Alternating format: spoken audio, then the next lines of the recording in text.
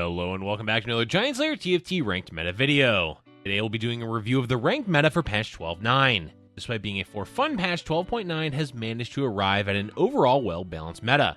For what's basically the send-off patch for set 6, they've successfully kept the meta interesting but playable. We'll be breaking down the meta items, compositions, augments, and more as we delve into the 12.9 meta. Let's go ahead and get started.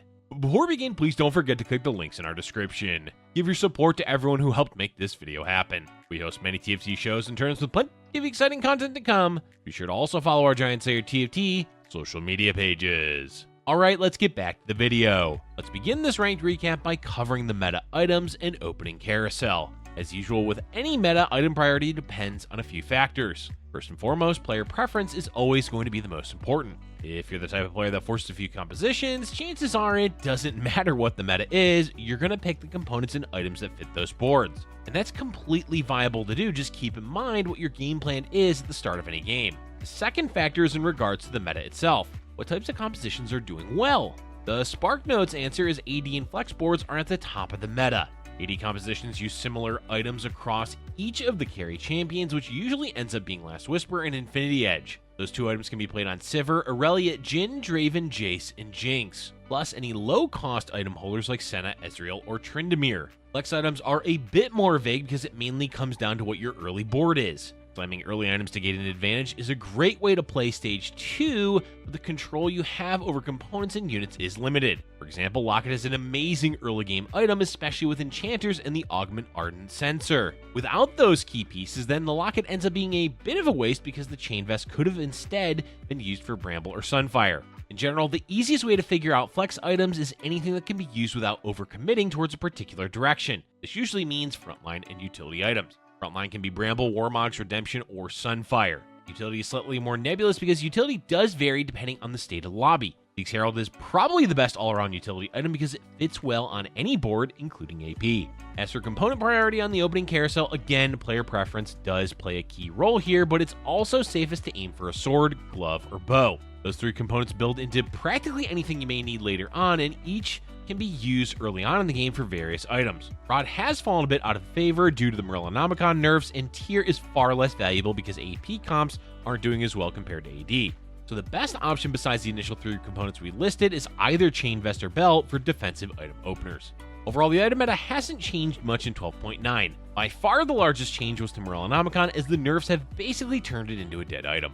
Before we dive into different compositions, let's first discuss the pace of the game for patch 12.9. Pace of the game, or tempo at which lobbies are played, has changed slightly in this patch, but it depends heavily on when the egg is going to hatch. If the egg is going to pop early, meaning pre-stage 4, then the tempo of the lobby is likely to be much faster. Players are going to try to play towards their free tome, and that naturally leads to earlier power spikes. If the egg is popping later on in the game, then the pace is similar to 12.8, where most players are aiming for an early level 8. The difference in tempo is relatively small because it mostly comes down to rolling a lot of gold on 7 versus saving most of your gold and rolling on level 8 instead. Either way, the bulk of the meta still focuses on 4-cost units with a few 5-cost mix in. That said, there are a few earlier game boards to look out for. Ashe Reroll or Syndicate Reroll is one such comp. Being a 2-cost carry, Ashe 3 is usually hit in stage 4, which puts pressure on the rest of the lobby to stabilize or take a boatload of damage from the Ashe player. This can also lead to other players playing reroll boards, though there are certainly fewer options outside of Ashe. At the end of the day, players can roughly look to play at a similar tempo as they did in 12.8. Aim for level 7, find a few upgrades, and maybe hit your 4-cost carry, and then level to 8, finish building your board. Level 9 isn't as doable in 12.9 compared to 12.8, but it's still achievable. 5-cost units still have a lot of impact, but most of the meta revolves around 4-cost units, especially since they're easier to 2-star. With that, we can move on to talking about the meta comps themselves. As we just talked about, the meta still favors 4-cost champions and boards aimed towards scaling into the late game. Flex play is still at the top of the meta alongside of a few forcible builds. Another key thing to note here is the free tome means vertical traits are, on average, much stronger in this patch. Synergies like Strikers, Mutants, Syndicates, Innovators, and more become a lot easier to play with a free tome.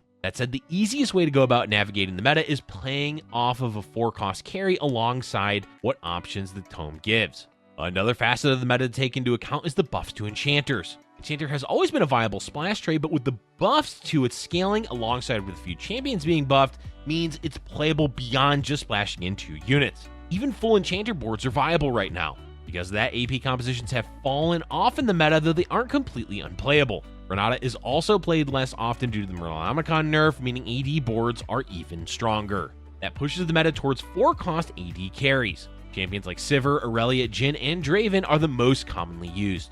Sivir was nerfed, but Aurelia was buffed in compensation. Since 6 Striker is easier to hit thanks to the tome, strikers are as good as they've ever been in this meta. Simply play 6 strikers with item split between Sivir and Aurelia, and you're good to go. Aurelia can also be used outside of strikers with a Socialite Innovator board, but she is far more commonly played with 6 strikers. Jhin and Draven are essentially the flex carries of the patch, as they're both playable in a wide variety of boards. Most of the time this is done with Innovators and Clockwork, especially since Orianna is the most sought after champion in the meta after the ridiculous buffs that she received. Point is, all you need to do is play 3 to 5 Innovators with Orianna in whatever carry you want, and chances are you're going to do well with that board. Outside of the flex meta is of course Mutants. Mutant trait is flexible in its own way because of the mutations, but it's also tailored around specific mutant carries. Kha'Zix is the best mid-game option, while Kai'Sa still has good scaling. Malzahar is the weakest option because of the Enchanter buffs, but Synaptic Web with a mutant emblem still does well enough.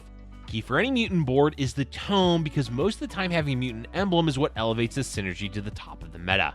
Besides Synaptic, Arcanists are playable as an AP board thanks to the tome, but without Victor 2 in the late game, it can be difficult to do well with them. On the plus side, with Merlin nerf, Swain is now a beastly frontliner because he heals just so much. Orianna and Seraphine can also be used as off-meta carries, though neither of them are main carries as their focus is more towards utility. The final piece of the meta are the reroll comps. By far the best is Ashe reroll with 7 Syndicate or 4 Sniper. Talon, Warwick, and Twitch are all still playable, but much less likely to do well than in previous metas. Twitch reroll is benefited by the tome if the player hits an Innovator emblem. A not-so-new but still somewhat new reroll board is Time Flies, which is essentially a Zillion reroll board. It can be as strong as Ashe, but being primarily magic damage focused, it suffers heavily against enchanters. Overall, the meta is quite diverse, and even though AP boards aren't as common, there are at least a few of them are viable. For a patch with a lot of added variants, it's a remarkable feat they've managed to keep it relatively balanced. Up next, let's briefly discuss Augments. We don't want to spend too much time here because not a whole lot has changed for Augments through most of the mid-set. While the system has been successful, the growing pains of balancing Augments has created a lack of choices. By that we mean it's rarely going to be a tough decision, with most of the options being early game on 1-4 and the least amount being on 4-6. For the 1-4 augment, the best option depends a lot on the player. Lost Streak, specifically with Mercenaries or Yordles, is quite popular still, so anything econ related that helps boost your economy to hit a faster mid-game power spike is always welcome. Since the egg is dropping a free tome, it also means Heart, Crest, and Soul augments have gone up in value because players can play vertical synergies much easier. That said, trait-specific augments in the early game are still frowned upon. Win streaking is less popular because Yordles and Mercenaries aren't win streaking boards, so someone on a win streak actually makes less gold overall. That said, augment choices like Luden's Echo, Backfoot, Phalanx, Cybernetic Augments, and several others are perfectly valid early game options. 3-3 Augment basically aims towards spiking your board in Stage 4, so any augment that provides that is a go-to option. And the 4-6 Augment is just about taking whatever shores up your board's weakness. See how that's not really much in terms of decision making? Overall, the easiest way to make a choice for augments is to aim for something to help your early game economy, mid-game power spike, and fixing any late game weaknesses. To end the ranked recap, let's do a quick overview of each stage of the game, beginning the early game. As we just talked about, going on a lost streak with Yordles or Mercenaries is the go-to playstyle currently. Even though you're likely to be down to 50 or 60 health going into Stage 3, the amount of gold you earn from this playstyle is ridiculous. That said, it also depends on what your augment is on 1-4 and what board you have on 2-1.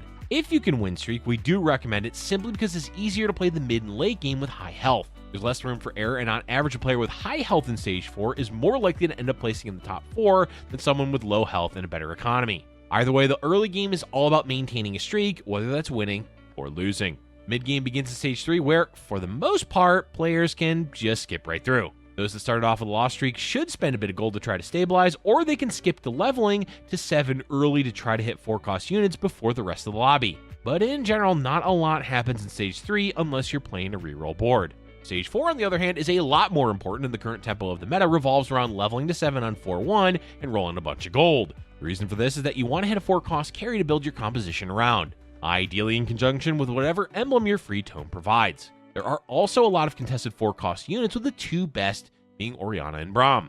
After rolling gold on 7, the goal is then to play towards level 8. This will vary depending on each player's board state as well as when the egg hatches, but the average time to level has gone up in 12.9, meaning around mid-stage 5. At level 8, we can begin transitioning into the late game.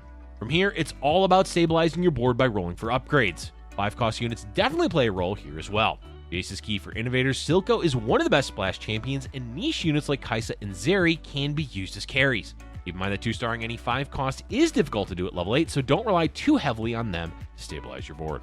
Beyond upgrades and 5-cost units, the other late game worry is level 9.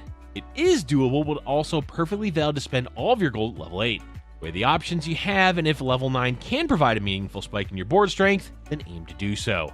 Otherwise, your late game focus is stabilizing at level 8 while scouting and positioning. That's all for today's video, folks. We're basically at the end of set 6 because the PBE for set 7 is around the same time that 12.10 is coming out. We will be covering the patch of 12.10, but most of our focus is going to be looking back at the mid-set meta as well as covering parts of the upcoming set 7. Stay tuned for those videos and let us know in the comments section below what you've enjoyed the most from set 6. Thank you for watching, and if you're enjoying our content, be sure to like button and subscribe for future Giant Slayer TFT videos.